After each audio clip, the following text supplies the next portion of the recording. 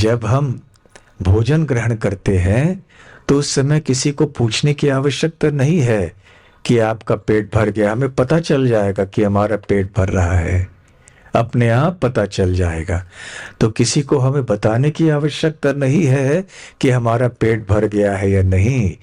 ठीक उसी प्रकार से जैसे जैसे भगवान के प्रति हमारा प्रेम बढ़ता है, जैसे जैसे संसार के प्रति हमारी आसक्ति कम होती है, वैसे वैसे हम समझ सकते हैं कि हम भक्ति में आगे बढ़ रहे हैं। भक्ति परेशान भवो विरक्तिर अन्यत्र चैषत्र का एक काल है प्रपद्यमानस्य यथाश्नतः स्यु तुष्टि पुष्टि क्षुद पायोनुघासम। श्रीमद् भागवतम के 11वें स्कंद में बताया गया है कि जब हम जैसे हम अन्न घास लेते एक के बाद एक भोजन के समय, वैसे वैसे भूख मिट जाती है और आनंद भी आने लगता है और पोषण भी शरीर में आने लगता है। वैसे वैसे जब हम भगवान श्री कृष्ण के शरण में जाते हैं और उनकी सेवा करते हैं तो वैसे वैसे भगवान के प्रति आकर्षण और प्रेम बढ़ता है। संसार के प्रति आसक्ति कम हो जाती है और भगवान की अनुभूति हमारे जीवन में होने लगती है। तो ये लक्षण हर एक भक्त के जीवन में हम अनुभव करते हैं।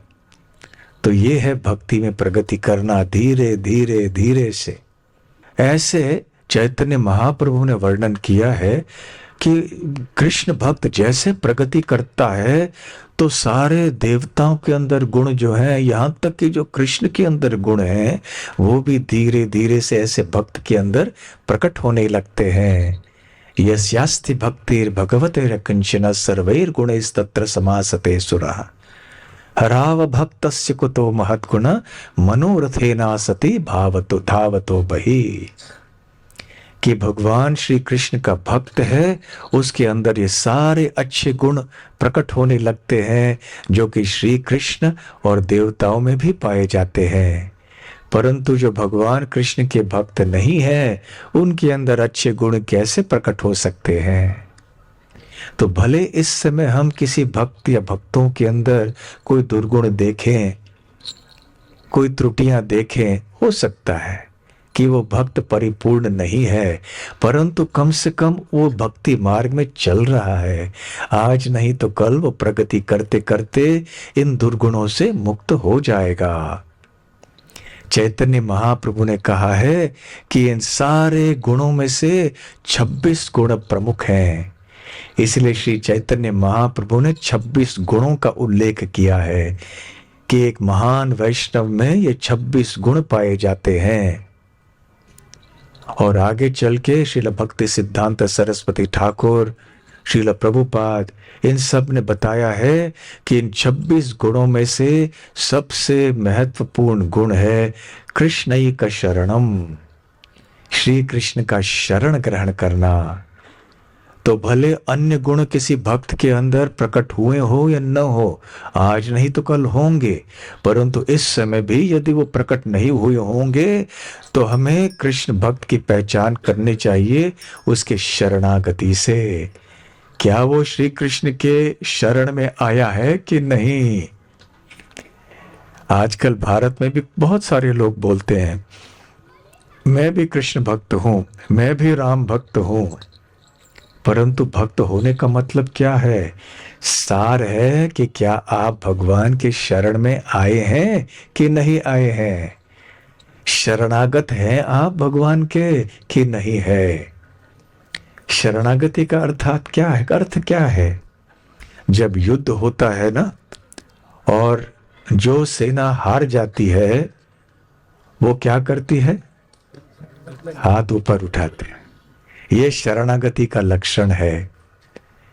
और सामने वाला वो बंदूक रखेगा, हैंड्स अप बोलेगा, हाथ ऊपर, वो हाथ ऊपर करता है, हम अभी हार गए, आपके शरण में आ गए। चैतन्य महाप्रभु, नित्यानंद प्रभु, ये भगवान ही हैं जो कि भक्त के रूप में आए हैं हमें सिखाने के लिए कि कृष्ण भक्ति कैसे करनी चाहिए। और आपने देखा होगा कीर्तन करते समय उनके हाथ कहाँ होते हैं, ऊपर। क्यों? शरणागति दिखाने के लिए कि हाँ, हम अभी भगवान के शरण में आए हैं। शरण में आए अर्थात अभी आप जो कहेंगे वो हम करने के लिए तैयार हैं। जब एक व्यक्ति किसी दूसरे व्यक्ति के पास जाता है कि भाई मैंने तुमको पैसे उधार दिए थे, अब पैसे लौटा दो, कितना समय हो गया, बार बार तुम्हें पूछ लिया, तो कभी कभी ऐसे होता है, सामने वाला व्यक्ति कहता है, हाथ ऊपर कर देता है। इसका मतलब मेरे पास कुछ धन नहीं है, मैं अभी आपके शरण में हूं, अभी आपको मेरे साथ जो करना है करो।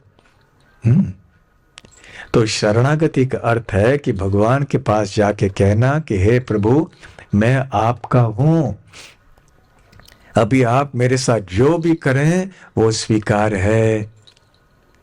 आप मुझे किसी भी परिस्थिति में रखिए, परंतु मैं आपके चरण कमलों के आश्रय को नहीं छोड़ूंगा। ये है भक्त का लक्षण।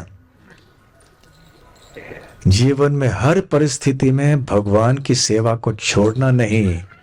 भगवान के अंदर, भगवान के बारे में जो श्रद्धा है वो टूटनी नहीं चाहिए, हमें डावाडोल नहीं होना चाहिए। ये है भक्त। कृष्ण एक शरणम, कृष्ण एक शरणम, केवल और केवल भगवान में शरण रहना, शरणागत रहना।